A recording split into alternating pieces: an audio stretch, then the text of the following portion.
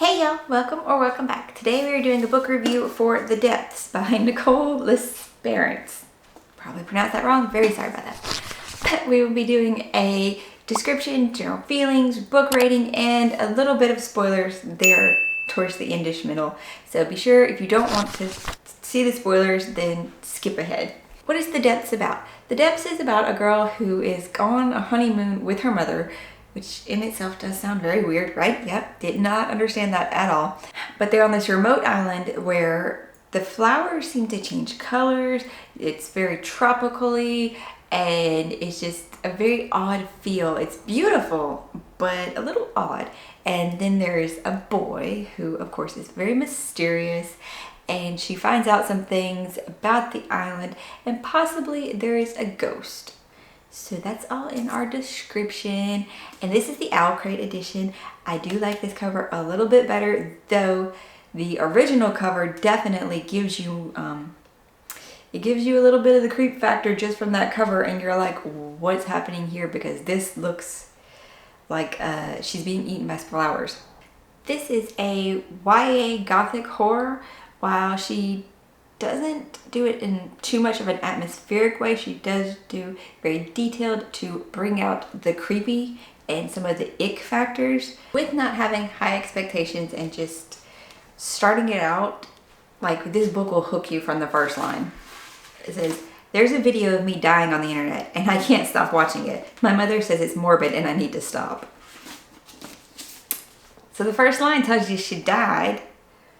But obviously, you know, if she's still talking to her mother, she was brought back. But she was dead. And it tells you she was dead for like a whole 8 minutes too. Ugh. And it gets into details. This book does not shy away from the slightly gross details of things. Of like the plants, of dead and dying things. Like, she's very detailed as to the island and its beautiful nature, and it does make you feel there and stuff. But she's also very detailed in the icky details. You will get some ick factor from this book, and the creepy vibes. This book will bring those creepy vibes, as Addie, our main character, is obviously the girl who died and came back. And at 17, you know, that is why she has to go on the honeymoon with her mother, because her mother is now very afraid for her having done that. And it's a little bit of a spoiler. I will say it's a little bit of a spoiler there, but it's in the first line of the book. So, I mean, you could pick that up at the bookstore and just read the first line to see if you're interested and be like, oh, yeah, isn't that neat? That's different. So that is why her mother drags her along on her honeymoon, because she had just recently had the accident right before, and her mom was going to cancel her honeymoon, and she didn't want her mom to go through that. So she goes to this beautiful tropical island away from everyone. Right from the first night that she gets there, she's already feeling that something is wrong with the island, though. As it says, the flowers start turning pink, like they're all white, and she finds it very odd that the flowers are all changing colors, like immediately. She meets this boy on the beach after a sleepwalking incident, technically. She says she hasn't slept walk in years, but then she's sleepwalking and she wakes up and she's at the beach and she finds this boy. And he's the one that, you know, tells her things about the island, shows her places on the island. And once the flowers, you know, start changing colors, starts with the pink and then start going darker and darker. And he's like, oh, well, the island loves you. And every time she tries to ask questions about it, he just has responses like that. Like, he's very evasive about it. It's weird. And I mean, if she could have just put the pieces together faster, maybe things would have gone better. Who knows? It's just, it's the YA part of the book, I guess. But the intrigue of the book, as slowly you're finding out more and more about the history of the island and the layers of what's happening. And she does meet this little girl, and she kind of thinks she's a ghost. She's not, at first she doesn't like really want to believe it, but yeah. And as you find out what happened in the past of this island, what happened with the little girl, it's just so many layers, and it makes you not want to put the book down, because it was very engaging in that respect of trying to figure out what's going on.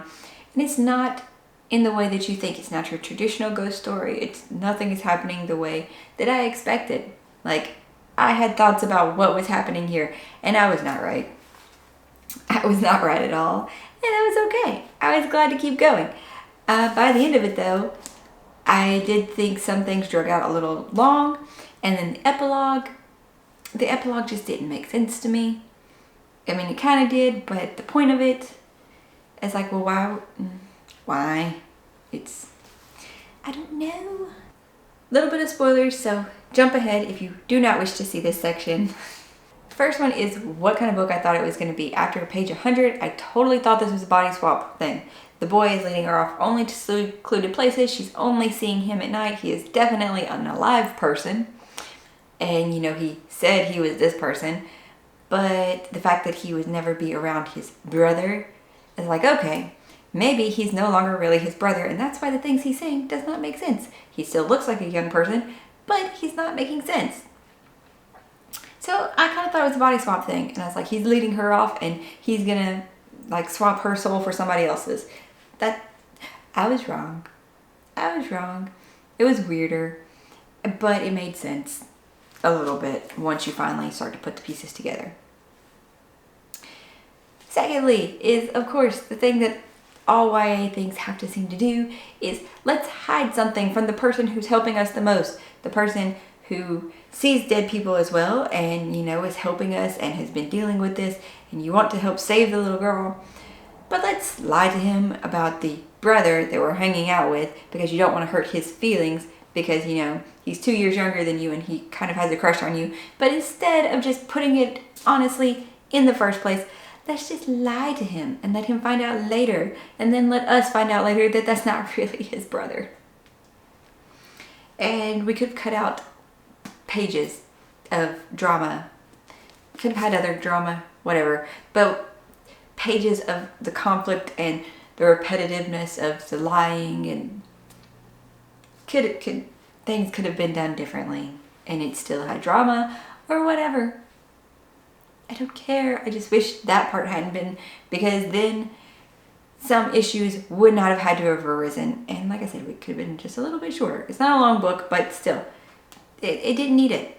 As I said, I was confused by the epilogue. Like, why?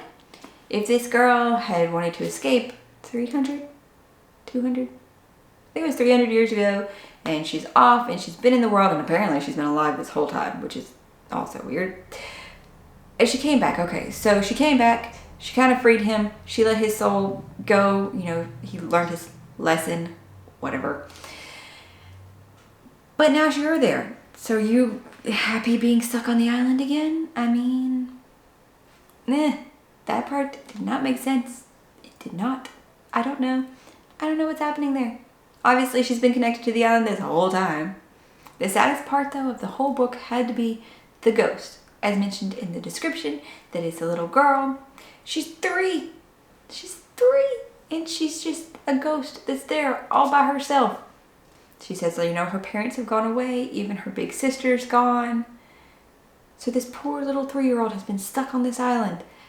And when you find out how she dies, it's just so, so sad. Because she was all alone. And she was scared. And she couldn't get out. And it's just sad. And the way she writes ghosts, they're not like see-through people's, maybe clothes in tatters. No. They're very corporeal. They can touch you. And their bodies are not holding up right. Her ghosts are yucky. So that gives the ick factor to the book. Be warned. But yeah. And when the 3-year-old has tantrums, somehow she also controls the weather. I get that she's connected to the island a little bit, but how does she control the weather? Overall, the book ended up being a 3.75 star read. I really was intrigued by this book. I wanted to keep reading. I wanted to figure out what was happening. So I think it did very good in its goal to draw you in and to keep you entertained. This is definitely one that I would think would be a good read for the October-September month. So Owl Crate, yeah. The Owl Crate, including it in the September box, worked wonders. That was a good pick for them. And I love the inside cover of this book too, where it has the bones and the leaves like that. And you really, really get it after starting the book. Like, you really get it. If you get the regular cover, you could tell from the cover as it's, you know, the girl's face just like surrounded by flowers, smothered by flowers. Something's weird there. This is not your typical ghost story. I liked it because it was very different, and the outlook that it took, the way that it progressed, it was just very different. I like that a lot. And it gave just the right bit of creepy and little bit of ick, sure. And the friendship that happened in this book. I liked that, you know, they didn't try to push a romance in a YA book, that people could just be friends.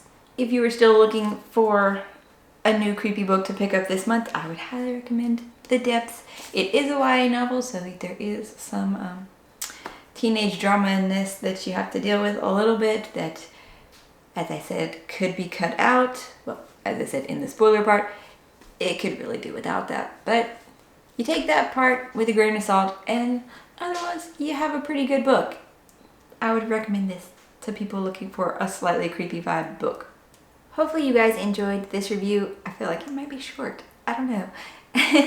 Thanks so much for watching though, and I hope you're finding something awesome to read this week, this day, and it's filling your fall vibes, spooky vibes that you were looking for this month.